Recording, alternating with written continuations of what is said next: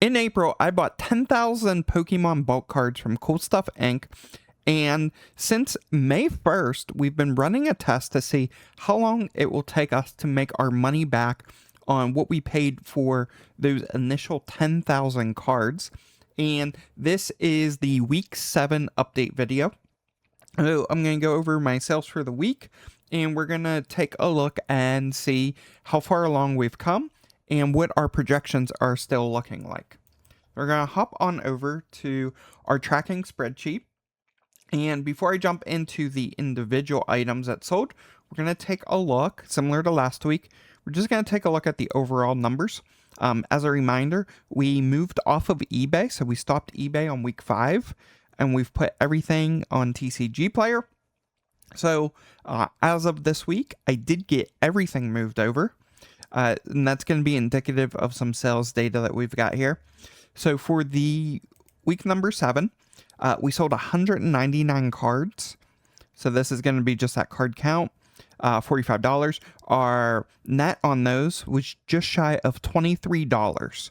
So we did have an average per card of 12 cents profit. So overall, that net is looking really good. And you can see that is significantly up from last week. And still not exceeding the week of mayhem, but we did pretty good this week. And as is typically the case, I've got a 19-cent floor, kind of undercut those 20-cent seller people. And for up until the last day of the week, we were doing free shipping for anything over $5. Now, when I go through the sales data, I'm going to show you guys some stuff, but essentially what I've done is yesterday, which was Saturday, last day of the week, I switched it up and I took my floor down to 18 cents and I set $1.49 on the shipping cost. So we're no longer doing free shipping, and that is going to be indicative of kind of some of the larger orders that we got through. Right now, I'm kind of toying with, and I fully expect week 8 to be a slow week because I'm going to be toying with some metrics and trying to figure out, obviously, we shipped 199 cards. We had a couple orders that were like 65 card orders just to get to like that $5 threshold. So I'm toying with the idea of let's lower the price a little bit and let's charge for shipping, or let's do free shipping, but let's increase our floor so that we're not having to ship out as many cards per package and eating up basically what is costing us to ship. So let's take a look at the individual sales. Before we do that, I just kind of want to go with the overview of what we were looking at, from May 1st till now. Our target is $406. We've made back $329.68, which is really good. Unfortunately, when we were doing that eBay test, we had to spend $55.90 on the 2 months of eBay subscriptions. And so we're still looking at needing another $132 in order to break even. That's not too bad considering what we spent there. Now, if we take out what we spent on the eBay subscription fee, you can see we only need to make back $76. We've actually made back 82% of the card values. That basically on what we spent. So that is nice to see.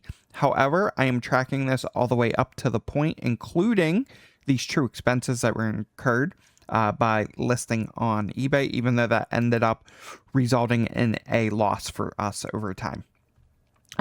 So we're still looking to accumulate back another 32% in revenue, in profit, before we deem that we've kind of broken even on this lot. And if we took a look at our average profit per day, we're still hovering at that $2.78 a day mark. And our 3-month projection, there you can kind of see that combined amount. That would put us 3 months. We would be in the positive by $15. So moving on over to the individual sales. Let's go to week 7. As I mentioned, 199 cards.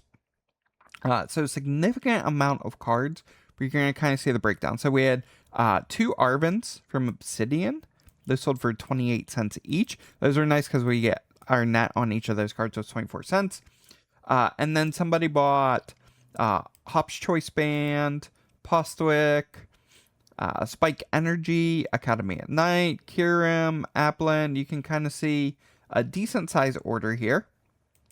And so this person actually picked up 20 cards, which this isn't bad. I like these types of orders because they were getting at that $5 threshold, but we can still send it in a plain white envelope. Those aren't too bad. Actually, they grabbed a couple more here. So they grabbed 22 cards. And then somebody just came in and bought 1 Nighttime Mine from Ascended Heroes. And then somebody came in and grabbed a few Ruffians, Handheld Fan, Defiance Bands.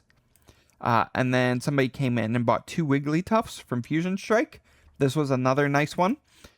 Those were both 44 cents net on each of those cards.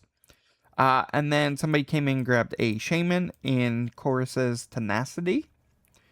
And then somebody came in and grabbed a Venusaur from Shining Legends. And this is the power of mass price. I did not realize how expensive that Venusaur has gone up. This is an uncommon in Shining Legends. If you guys aren't aware, Shining Legends is my all-time favorite set. And we can see that mass price actually put this card at $2.02, which means that my net on that one was $1.86. Super nice from an uncommon card. They also grabbed some Pokemon Go cards. So Natu, a Papatar, and a Xatu. And also Professor Burnett. This was a promo card. I believe this was... so this was the one that, like the Cosmo foil that was included in... It was either a Celebrations item or it was a... like one of those boxes, like the trainer boxes, not the trainer toolkit, but like the Juniper trainer boxes. I think it may have been in one of those. And then here you're going to see a bigger order. And this is what I'm talking about, with somebody just coming in and buying tons of cards just to get to that free shipping mark. So they came in and they bought all of, so if we go to 68 here, so they came in and so we talked about this one here.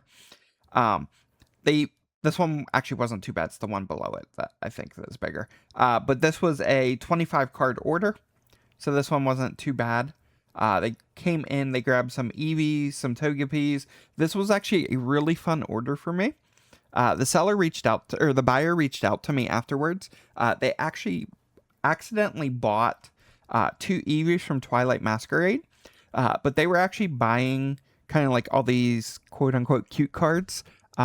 She has 3 girls. So for the 3 kids, she was kind of looking for some cards. So I went through some cards I didn't have listed, and I refunded her one of the Eevees because she just kind of wanted one of each cute art for the kids to enjoy. And I went ahead and I threw in a couple extra cards that I had sitting around. So like WotC era Eevee and just some other cute cards to hopefully make their kids' day. One additional card each per kid. So that was fun. I did not include like negative for the cards that I included. They weren't part of this lot. They were just cards. In fact, I didn't even have the cards listed. They were just extra inventory I had sitting around. So that was a fun order. And then we had a larger order here.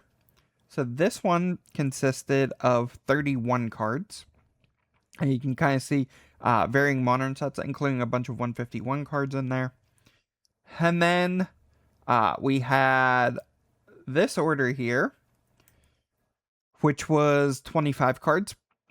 We had Boss's Orders. We had a bunch of Buddy Buddy Poffins, Wally's Compassion, Ultra Balls, Victini, a couple Night Stretchers. And then we had Charmeleon, Vanillish, Vanillite from Ascended in an order. Somebody came in and just bought an Execute from Roaring Skies. Again, nice thing with the cool stuff lots is they give you a mass variety. So you do get a bunch of XY era cards, Sun and Moon cards, Sword and Shield cards. So they try to give you a nice variety in those lots, which I appreciate.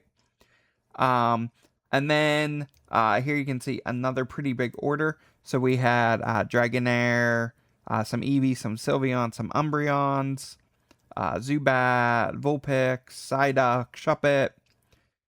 So those all came in that order. And then here's another larger order. Ponyta, Gengar, Barraskewda. I'm not going to go through all these cards. You can kind of see all of them. And then another larger one here with Buddy Buddy Poffin, Team Rocket's Petrol, Bug Catching Set, Gravity Mountain, Genesect Enhanced Hammer, Ultra Ball. Now, some of these also included some reverse holos that I am not tracking because they are not part of this specific inventory lot. So when I mentioned earlier, there were a few purchases that were like the 65 card range.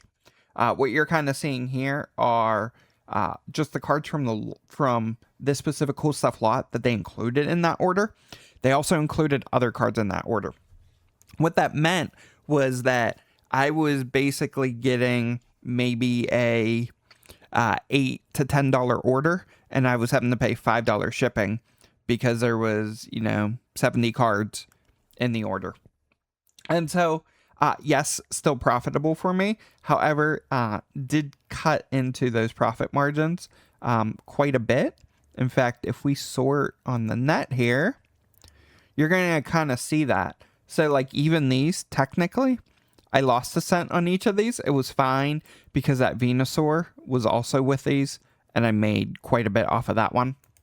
But you can kind of see here the net 4 cents on a bunch of these. These are because I ended up having to put these. You can kind of see the free shipping there on all these. These all ended up going into a bubble mailer / box. I actually put these in a box, small box.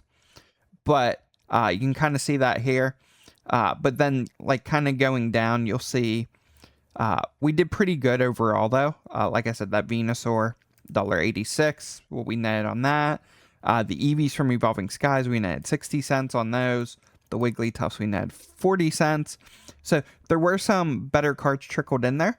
But like this Wigglytuff order, they just bought 2 Wigglytuffs. So they paid 51 cents a card plus $1.49 shipping. So that's why we were able to net so much on those. So right now, this is kind of where we're standing at for week 7. So overall, looking pretty good. Again, my original hope was that we would kind of get close to breaking even on this after about 3 months. And so we are right on track for that. You can kind of see $15 over is what we're looking at for a 3-month period, which means ideally we could probably potentially break even in 11 weeks. Based on kind of how my numbers have been going. So we're going to keep this up. We're going to see how long it takes us to make that additional $132 back. As is the case with these, this is just a projection based on how we've been doing since we started this test.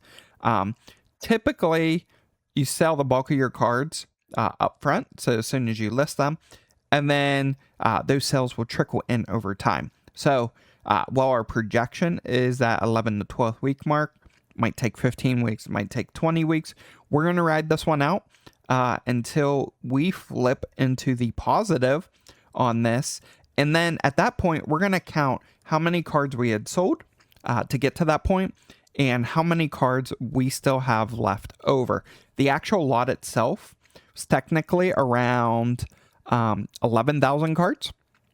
So it was like 5,100 cards per box, 1,100 cards per box. There were 10 boxes, so we ended up gaining about an extra 1,000 cards because we bought those 10. even though we basically paid at a rate of 1,000 per box. So it'll be interesting to see where we line up with how many cards we've sold. To date, we've sold 748 on TCG Player. And then on eBay, let's just add these up real quick. We sold 77 cards on eBay. So that's kind of what we're looking at right now. But that is the numbers for week number 7. As is the case, we will do a week 8 update video. And I'm expecting the numbers to look a little shifty next week, just because I'm going to be toying with some of that pricing strategy to see if we can maybe ship out some orders that are more in that like 20 card range with free shipping versus doing like a 60 card order with free shipping.